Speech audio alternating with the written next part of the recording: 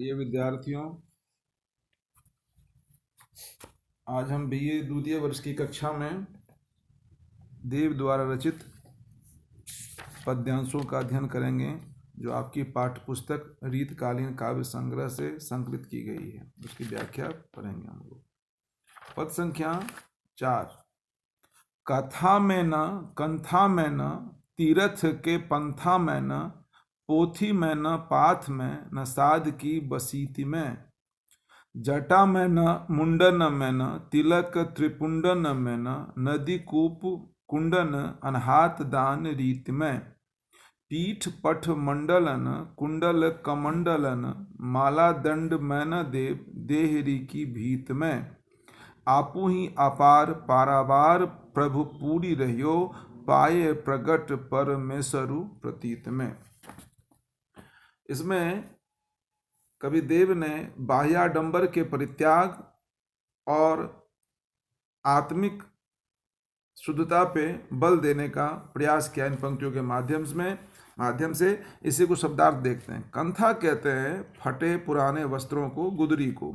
पंथा का अर्थ हुआ पंथ से ही हुआ पंथा, मार्ग, रास्ता। कुंडन कहते हैं सरोवर को। अनहात मतलब स्नान करना। देहरे मतलब मंदिर, देवालय। भीत कहते हैं दीवार को। इसमें कविदेव ने इस अवतरण के माध्यम से ईश्वर के संबंध में प्रचलित विचारों के भेदभाव को दूर करते हुए भगवान के प्रति सच्ची आस्था और श्रद्धा भाव को अधिक महत्व दिया है। इसमें बाहरी आडंबर के परित्याग, उसका विरोध करते हुए उन्होंने कहा है, कथा में न, कंथा में न, तीरथ के पंथा में न, पोथी में न, पाथ में न, साध की बसीत में। ईश्वर न तो पौराणिक कथा को सुनाने से प्रसन्न होते हैं, उसमें उनका वास होता है, और न ही वह गुदरी में छिपे रहते हैं। वह तीर्थ के पंथा में न, वह किसी तीर्थ के मार्ग में भी नहीं रहते हैं। पोथी में न, पाथ में न, साध की बसीत में, कह रहे हैं वह ईश्वर न तो धार्मिक पुस्तकों में व्याप्त रहता है, न किसी मंत्र मतांतर और न किसी साधु के आश्रम में रहने से मिलता है। अर्थात ईश्वर का वास इन किसी जगहों में नहीं रहता है। पुस्तक आशय हुआ, पुस्तक पढ़े लेकिन उसके अनुरूप हम आचरण नहीं किए, उसको अपने जीवन में आत्मसात नहीं किए, तो पुस्तक पढ़ने से हमें परमेश्वर की प्राप्ति नहीं होगी, जब तक कि हमारा आचरण स्वच्छ, निर्मल और पवित्र नहीं होगा। इसी बाहरी आडंबर के परित्याग पे कविदेव ने बल दिया है। अगली पंक्ति है, जटा में न, मुंडन में न, तिलक त्रिपुंडन में न, नदी कूप कुंडन अनहात दान रीत में।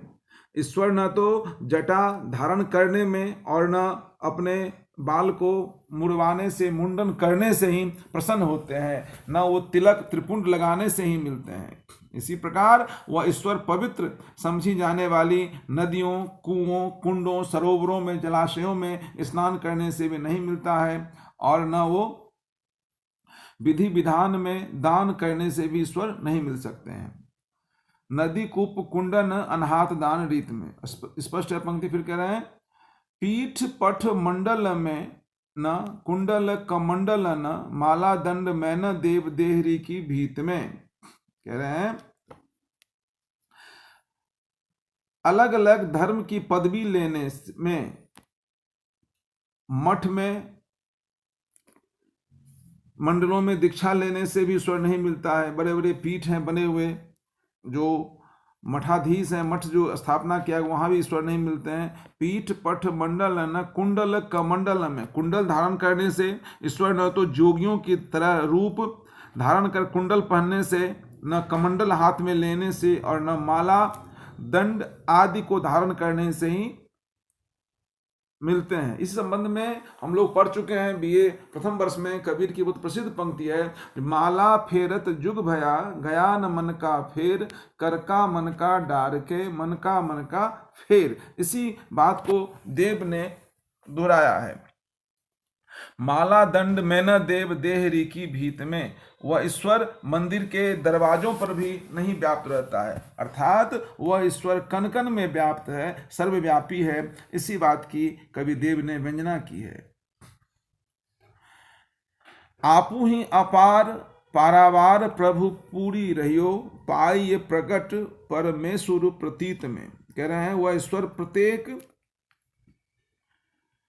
कवि देव कहते हैं वह सच्चे प्रेम और श्रद्धा से ही मिल सकता है। भगवान जो है सो प्रेम से श्रद्धा से मिलते हैं, जिससे परमेश्वर में प्रतीत अर्थात निष्ठा और विश्वास हो, उसके लिए ईश्वर के दर्शन सर्वत्र हो जाते हैं। आपू ही अपार पारावार प्रभु पूरी रहियो, अपने आप संपूर्ण रूप से ईश्वर को हम देख सकते हैं। पाई ये प्रकट परमेश्वर प्रतीत में, कह रहे हैं जिसकी परमेश्वर में निष्ठा होता है, विश्वास होता है, उसे ईश्वर सर्वत्र दर्शन हो जाते हैं। वह ईश्वर प्रत्येक को नहीं दिखता है, उसको देखने के लिए अंतर मन रूपी आंखें चाहिए, उसको बताया गया है। इसमें कवि ने कवित्व छंद में बड़ा ही सुंदर रचना की है, भाषा इसका ब्रज है। इसमें कवि देव ने ईश्वर के साक्षात्कार के लिए प्रचलित मत मतांतरों एवं आडंबरों का खंडन किया है और ईश्वर सर्वव्यापक ईश्वर की को हम भक्ति और निष्ठा से ही सरलता से प्राप्त कर सकते हैं, जो दर्शन योग्य है। अगला पद है, जिन जानियो वेद ते तो बाद के विदित होहूं, जिन जानियो लोक तेऊ लीक पे लड़ी मरो, लोक पे लड़ी मरो, जिन जानियो तप तीनों, जिन जानियो तप तीनों ताप नीते तपी तपी, पंचागेनी साधते समाधनी धरी मरो, जिन जानियो जोग तेऊ जोगी जुग जुग जियो, जिन जानी जोत तेऊ जोत लय जरी मरो, हाँ तो देवनंद के कुमर तेरी चेरी भई, मेरो उपहास क्यों न कोटि न करी मरो। इसमें वादी कहते हैं मतवादों से लीक पे कर्तवा लोक कर्तवा लोकाचार की परंपरा पर, समाधिनी कहते हैं समाधि का, ज्योति मतलब हुआ उस परम ज्ञान को, परम तत्व को, चेरी कहते हैं दासी को, कोटिन कहते हैं करोड़ों प्रकार से, उपहास कहते हैं मजाक उड़ाने को। इसमें प्रस्तुत इस अवतरण में देव ने किसी गोपिका या नायिका श्री कृष्ण को अपना सर्वस्व मानकर लोगों द्वारा किए जा रहे उपहास को सहन करते हुए अपने करने की इसमें व्यंजना की गई है, प्रकट करती हुई कहती है। उपहास को सहन करने के बाद करने की क्षमता प्रकट करती हुई कहती है। उसी के मनोभावों और कथनों का वर्णन करते हुए कवि देव ने उसकी मनोदशा को वर्णित किया है। जिन जानियो वेद ते तो बाद के विदित होहूं, जिन जानियो लोक तेऊ लोक पे लरी मरो। कह रहे हैं, नायिका कहती है कि जो व्यक्ति वेदों का ज्ञान रखते हैं वे अनेक मतवादों के ज्ञाता होते हैं और ईश्वरीय भक्ति या प्रेम के संबंध में तरह तरह के मत बतलाते हैं। और फिर कह रहे हैं, और जो लोक व्यवहार के ज्ञाता होते हैं वे लोकाचार की परंपरा का पालन करने पर ही जोर देते हुए लड़ मरते हैं। इसमें कह रहे हैं, जिन जानियो वेद ते तो बाद के विदित हों, जिन जानियो लोक तेऊ लोक पे लड़ी मरो। जो वेद के ज्ञाता हैं अपने वेद का बखान करते हैं, जिन्होंने संसार को देखा है वो संसार की बातों पे करते हैं, उसके लिए लड़ मिटते हैं, मरते हैं, अपनी स्थापना पे बल देते हैं, उसको उसकी प्रशंसा करते हैं। जिन जानियो तप, जो व्यक्ति तपस्या करना जानते हैं, तपश्चर्या में निपुण हैं, तीनों ताप नीते तपी तपी, तीन प्रकार के ताप हैं, दैहिक दैविक और भौतिक ताप। उसमें कहने का प्रतिदिन तीनों प्रकार के ताप को सहन करते हैं। जिन जानियो तप तीनों ताप नीते तपी तपी, इसमें अनुप्रास अलंकार है। पंचागिनी साधते समाधनि धरी मरो। इस पंक्ति का समझते हैं, जो व्यक्ति तपस्या करना जानते हैं वे प्रतिदिन तीनों प्रकार की अग्नियों में तप तप कर अथवा तीनों सांसारिक तापों में तप तप कर और पंचाग्नि साध कर समाधिस्थ होकर ही मर जाते हैं, अर्थात उसी से अपना जीवन सफल मानते हैं।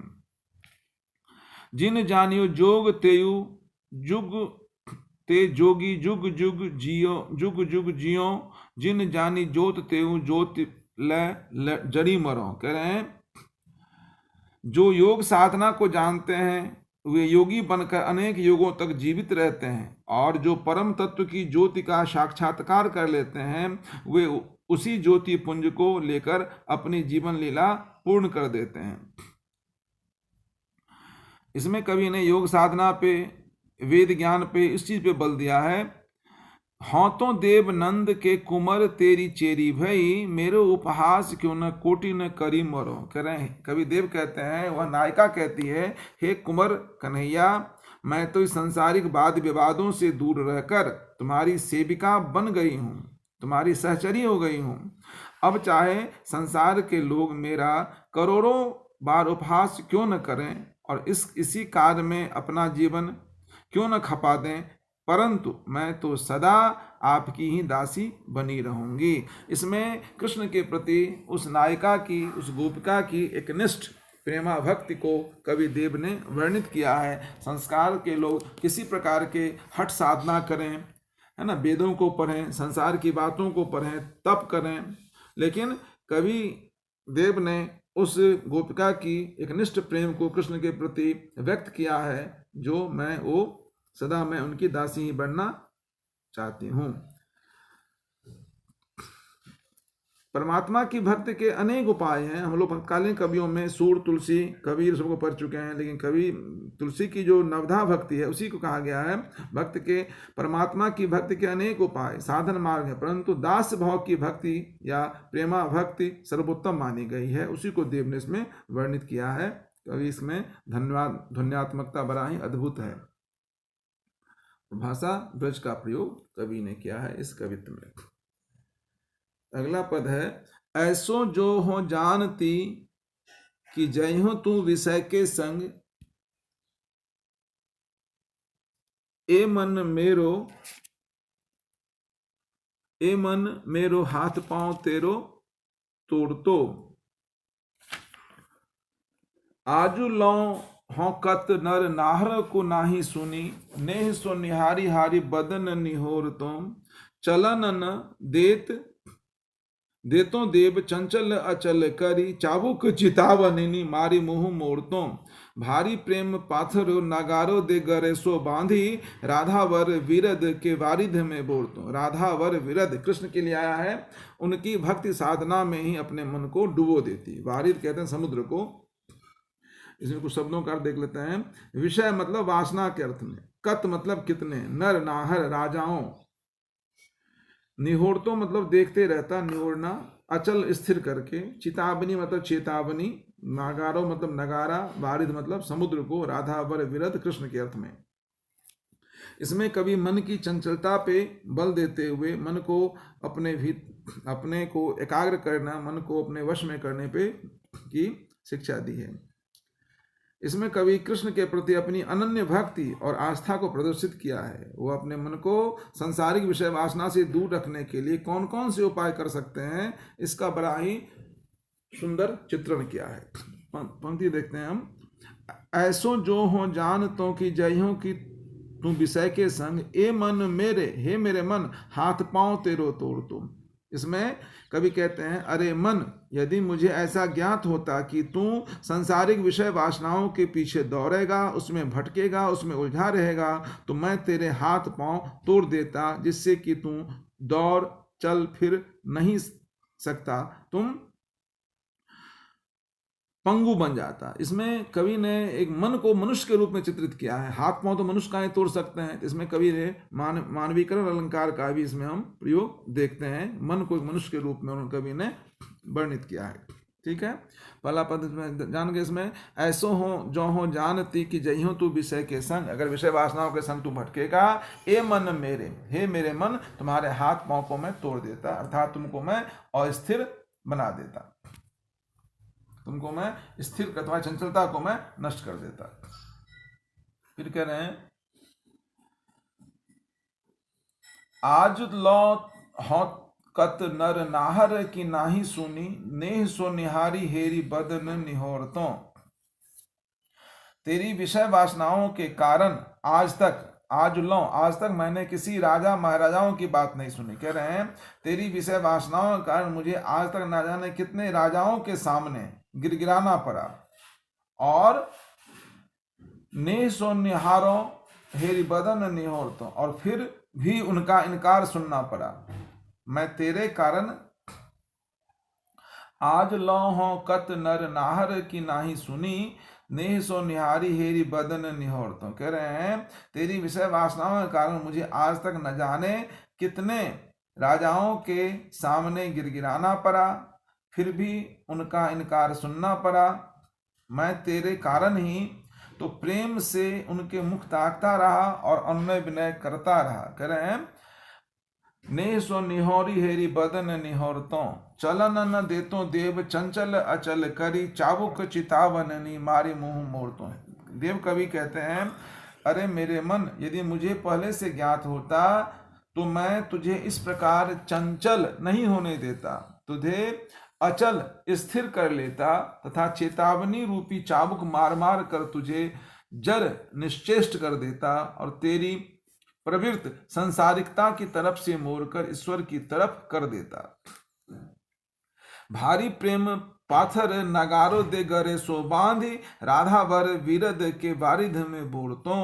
कह रहे हैं मैं तो डंके या नगारे की चोट पर तेरे गले में श्री कृष्ण के प्रेम रूपी भारी पत्थर को बांध देता और तुझे राधा के प्रियतम राधा के प्रियतम श्री कृष्ण के यश रूपी सागर में डुबो देता, अर्थात तुझे ईश्वर की प्रेम निष्ठा के रस में निमग्न कर देता। तो मेरा जो मन आज चंचल है वो चंचल नहीं रहता और प्रभु कृष्ण के मैं समर्पित हो जाता। सांसारिक कष्टों से, सांसारिक दुखों से मुझे निजात मिल जाती। इसमें अन्य भक्त कवियों की तरह देव ने भी आत्म परिष्कार के लिए मन की कमजोरियों का उल्लेख किया है। इसमें वासनाओं की ओर आकृष्ट मन को सुधारने की भावना व्यक्त हुई है। कवि ने कवित्व छंद में बड़ा ही सुंदर रचना प्रस्तुत की है।